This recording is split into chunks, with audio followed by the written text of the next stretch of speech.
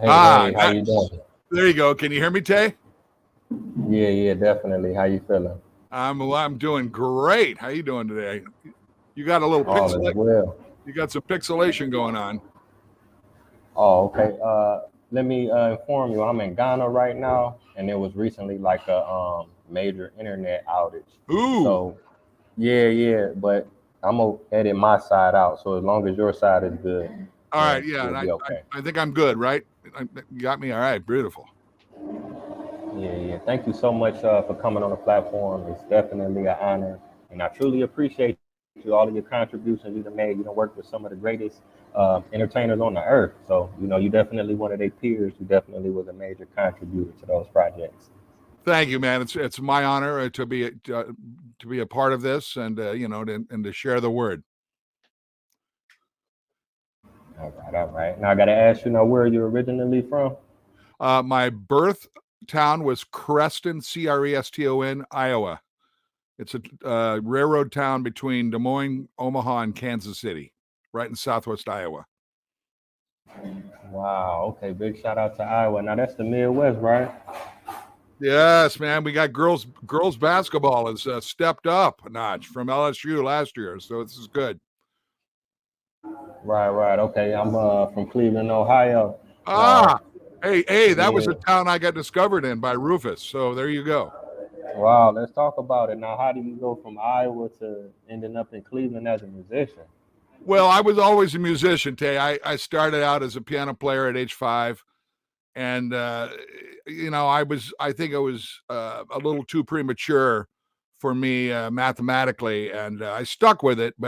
And then I got hit by the drum bolt when I was 7, by God, and then I just turned into a drummer, and I turned pro when I was 10, and started going to all these music camps and playing with all these different kinds of bands in Iowa, and it was just it was a beautiful musical experience. But then, after from high school, I decided to, per one of my teachers, Ed Soph, to go to Berklee College of Music in Boston. So I left from high school and moved to Boston and went straight through three straight years. And then in one of my groups, I was in Mentor, Ohio, which is a suburb of Cleveland, playing this club called the Rare Cherry, and Rufus and Chaka Khan, the guys and her all came in, and the next thing you know, 2 weeks later, I was in Los Angeles. Wow, that's phenomenal. I mean, you get to travel, you get to study, you get to do what you love to do. That's something that people dream about doing. So that's amazing. Now let me see. Now I can ask you: were you the first musician in your family, or did you have like other influences in the household? There were definitely influences. My father was a piano player. He was a singer in a barbershop quartet, and the chorus he used to arrange for. He was also in high school a very, very good violinist. So he had all these things. However, he was an optometrist, eye doctor, and but he never ever gave up on his music. He was always playing every day, and my mother's side was she was the one who taught me how to. She was from the South, and she taught the word swing to me and what it was like about how to implement the word swing. And she would like play me all these early big band records and talk about these guys are swinging and this is what that is. And I had a huge so both sides were incredibly influential in my musical direction. Wow, that's amazing. I mean, like you say, to have your father already being a musician and your mom being okay with you listening to different, Oh types of yeah. music because everybody parents don't allow that, or they may just not be into music like that. So they planted some major seeds, definitely. Well, you know what, Tay, is I've got 3 boys and grandkids now, and every little child, like from age 18 months to 4 years, has this unbelievable musical gift that it may not be make any sense, but it's something, and it's an expression of humanity, and every child has it. So if the parents don't recognize it, then that's their fault. Yeah, definitely. I mean, I done heard about studies that say like, children that get to learn how to play instruments and tap into music, they turn out to be all right. Yeah, Okay. Now I want to ask you this. You had spoke about your mom, kind of turning you on to the big band records, but yeah. was there any other musical influences that you picked up on yourself? Like, what were you guys listening to when you were in school? Things like that. Well, even before, I remember I was born in the 50s, mid 50s. So I was kind of like, there was influences, and there were mostly blues influences. But the United States, we all wanted to be rock people, even when before the Beatles. And I remember before the Beatles hit, and I was already playing drums as a little boy. All we had was the Beach Boys, and there's nothing wrong with the Beach Boys, but the American rock and roll scene was really quite limited. And then all of a sudden, the Beatles hit, and then there was this huge influx from the UK, and all of a sudden, and all this stuff happened. And I was like, when I was 12, I was in a high school rock band, and we would play all, Buffalo Springfield for what it's worth, but and Detroit songs, and Chicago songs, and I mean, from the town. And then I learned, there was a band with Eric Clapton and Ginger Baker called Cream. So I had a Cream clone band when I was 12. Just thinking it was, there's a power trio, and how that progressed, and how most musicians went. You either went like Led Zeppelin in that way, or you went, Miles Davis in the other way. Well, I did both, and so I have this huge gamut of um, audible expression that I absorbed, and then learning how to play big band as a drummer, learning how to play rock and roll as a drummer, uh, and everything in between. So I try to not simplify any of my uh, influences. I tried to absorb as much as possible and then implement it into then what became my own style. Oh, okay, wow. I appreciate you sharing that. Now I can ask you this: if you could talk a little bit more about connecting with Shaka Khan, like what time period was that, and where was she kind of at in her career? Well, that was a great point. When I joined the band and they all asked me to move from Boston to Los Angeles, which was one hell of a move, it was mid 1978. So I was the last drummer in the band, and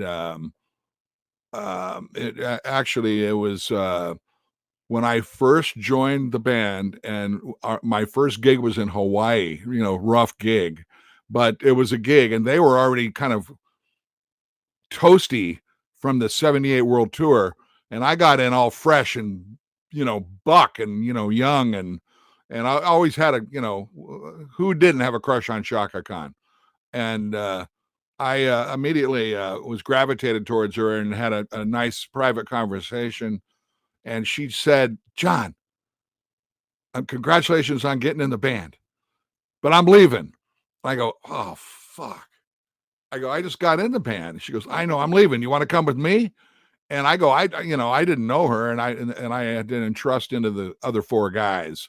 So my gut rule was to stick by who hired me, and I did. And we went right in and did a solo record on ABC Dunhill called Numbers, and I'd brought Freddie Hubbard into that, and through my connections, and it was a great record. It was a good calling card, because if I didn't do that record, Quincy Jones would have never heard me.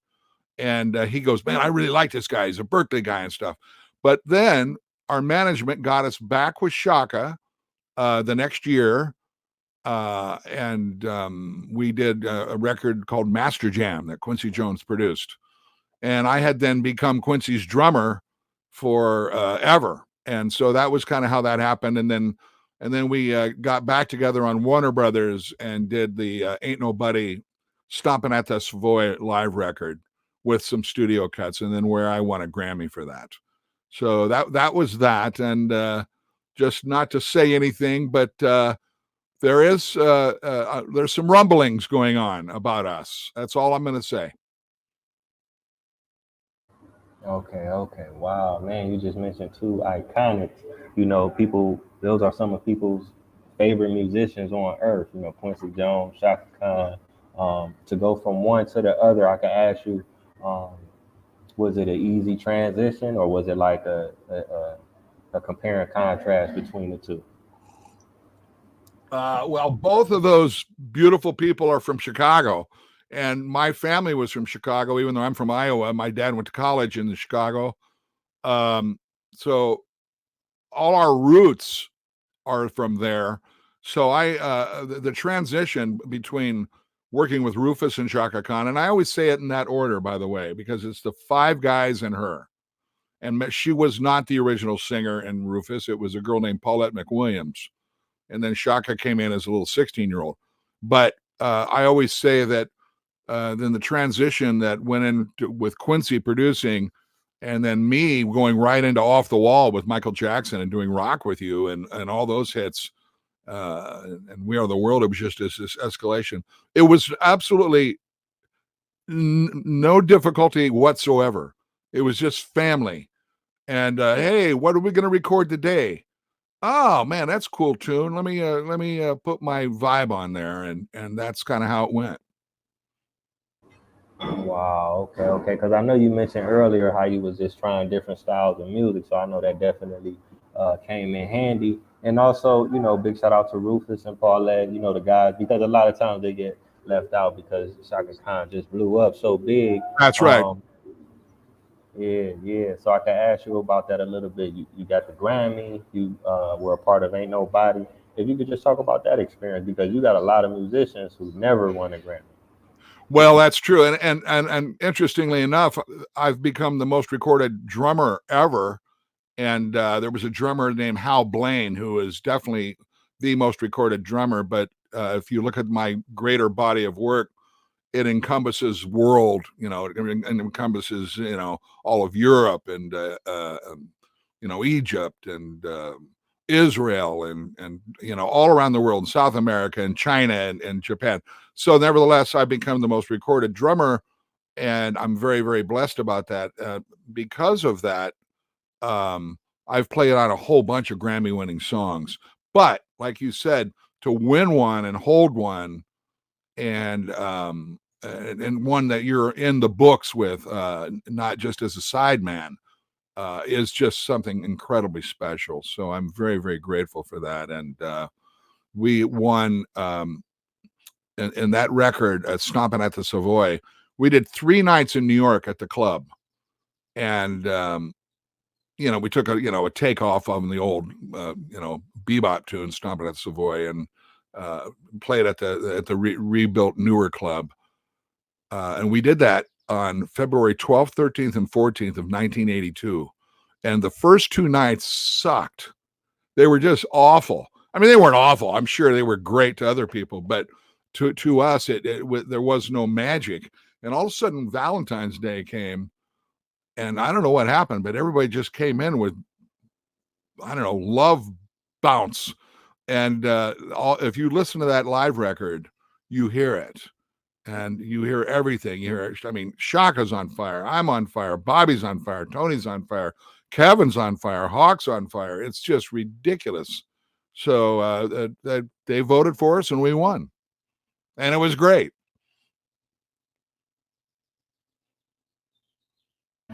Oh, okay. Wow, that's amazing. I appreciate you sharing that. That's truly inspiring. Now, I wanted to ask you a little bit about the recording process since you mentioned it. You know, nowadays a lot of people are doing the digital thing. How has that process affected you, and do you have a preference? You know, in comparison to the old days, I guess they had the tapes with the reels and stuff like that.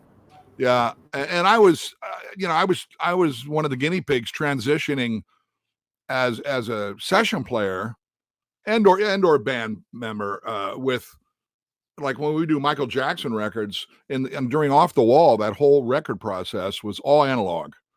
And I got to work with Bruce Swedien, the greatest engineer of all time. And I learned a whole lot about overloading or correctly loading a mic sound pressure what kind of mics to use, how to get the drum sounds, how to tune, what to do, and blah, blah, blah.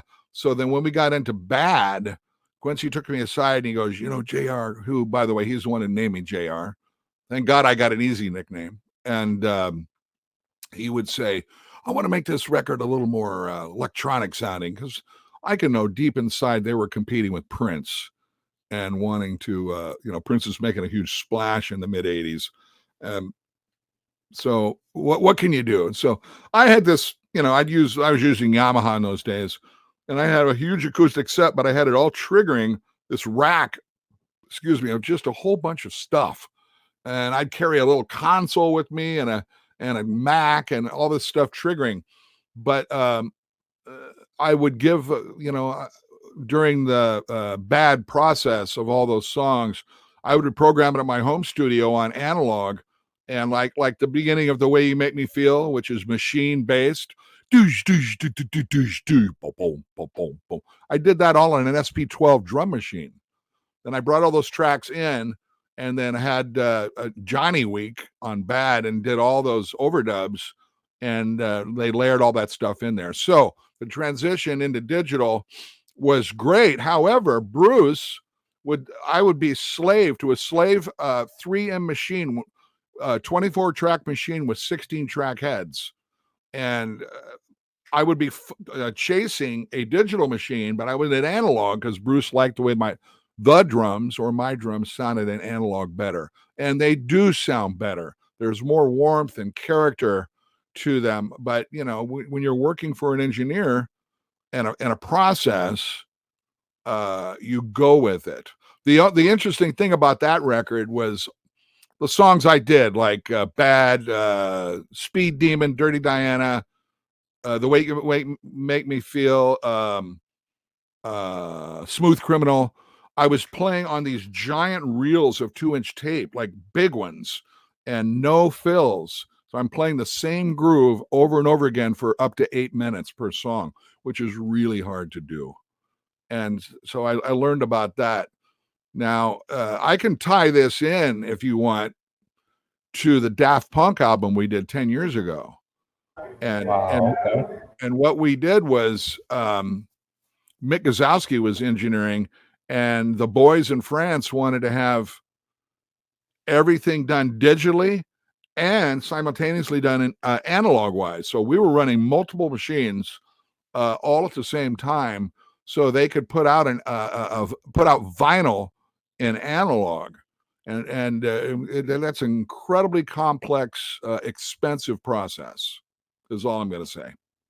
So digital has, look, I'm looking, you're looking at I got a full digital console, and everything's done digitally here when I record here at this studio.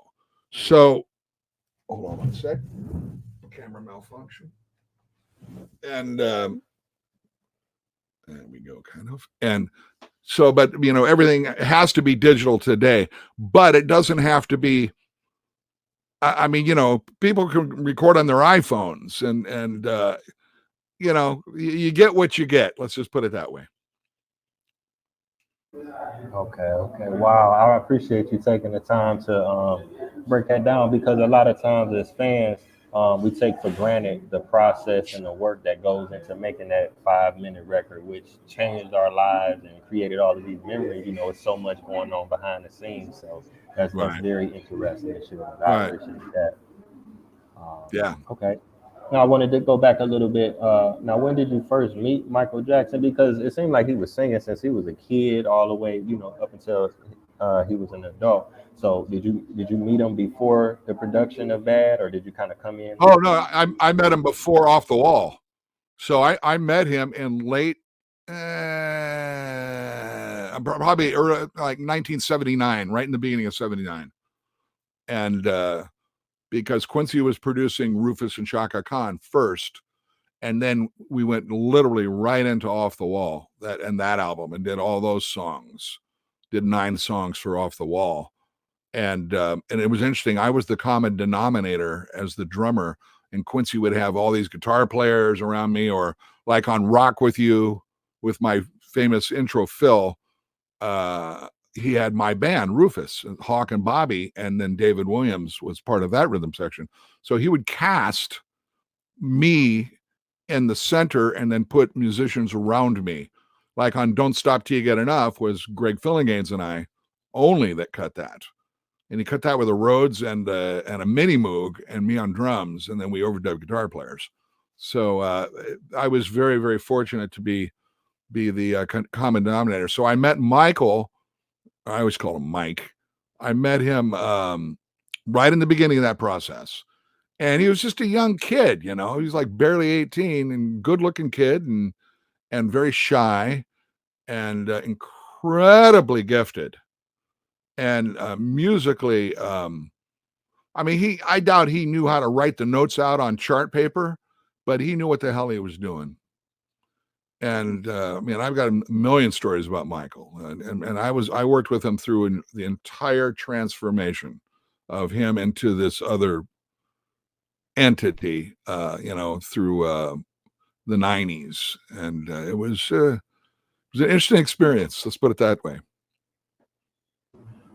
Yeah, man, most definitely. I mean, that's some people's favorite, you know, Michael Jackson album. I mean, you got Don't Stop and Rock With You, for you to do the drums on them because they are distinct, they're significant, like you say.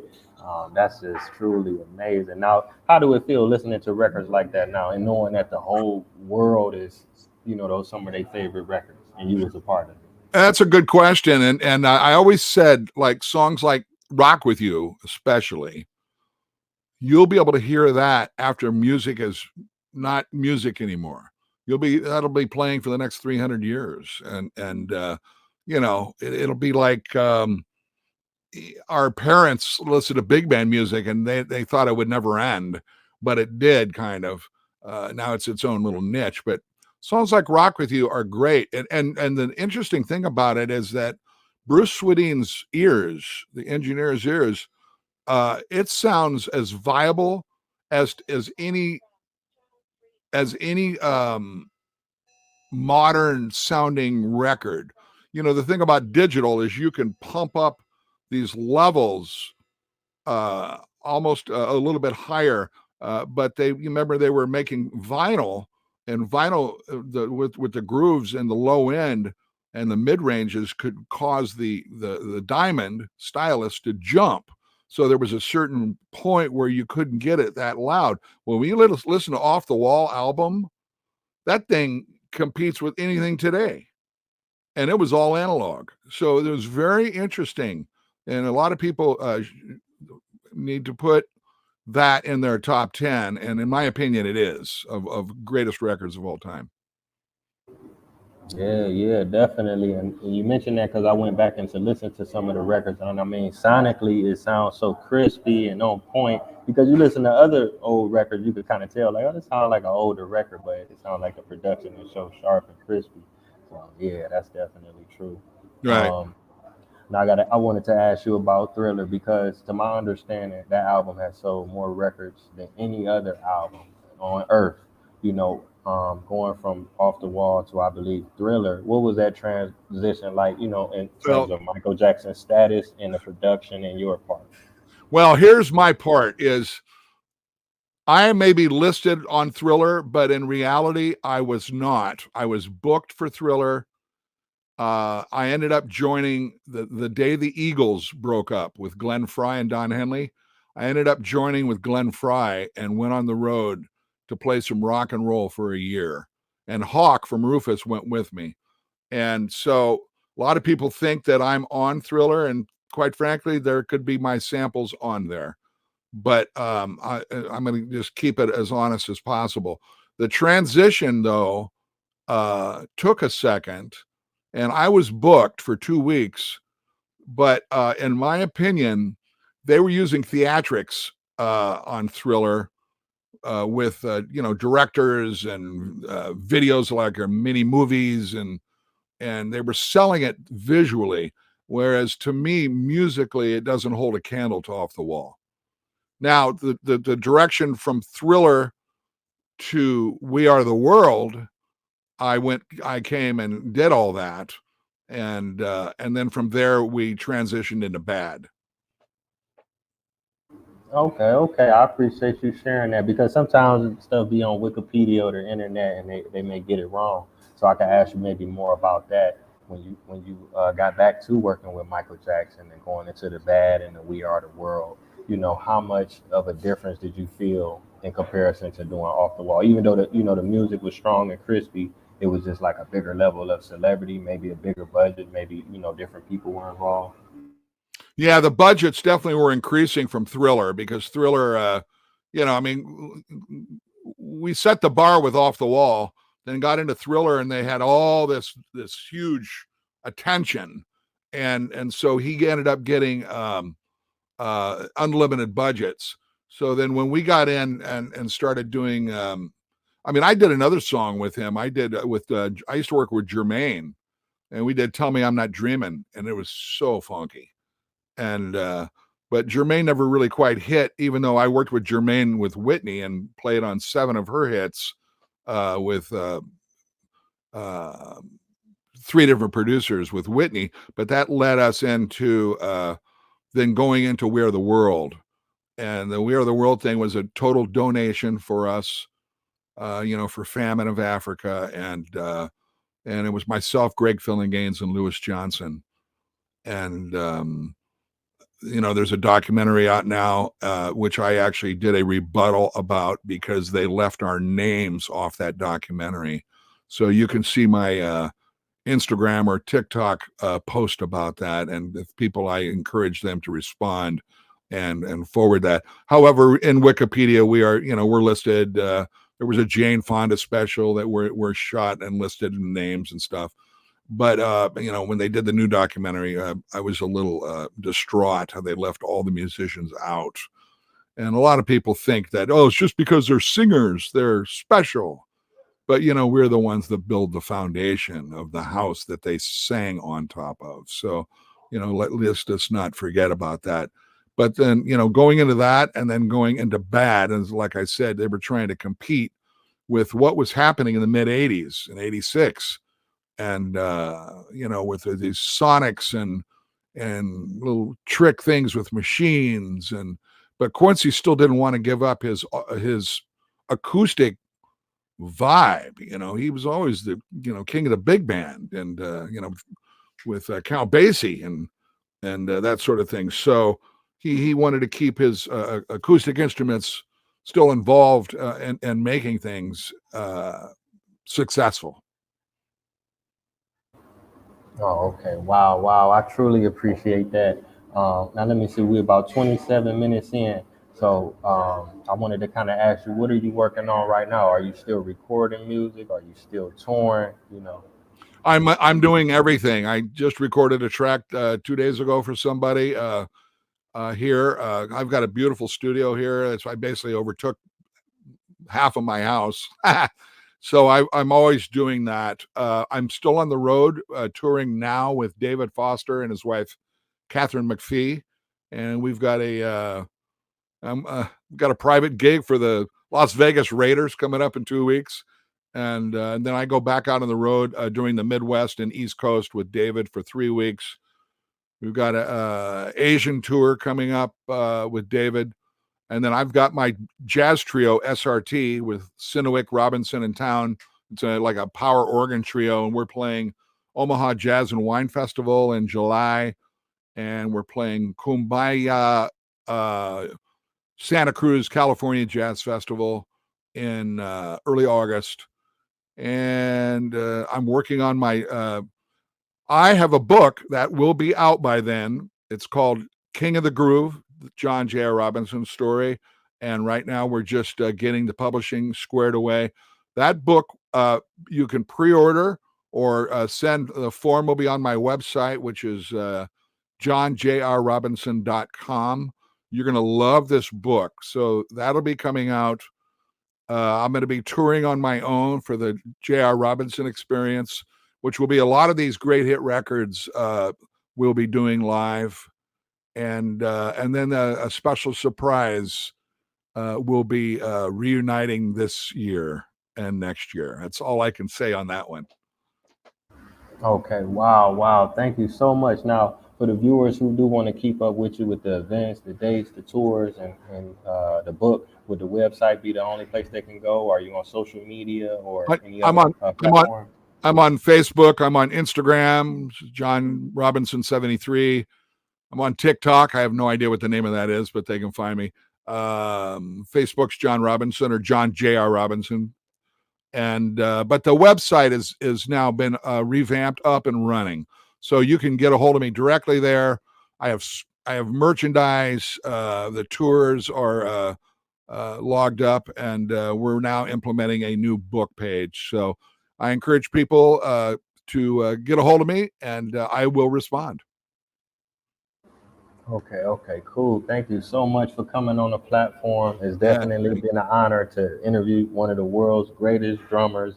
thank you. You performed on so many great records, and you helped create a lot of memories for people, that will live on and live on. But you're still active, you're still doing new things.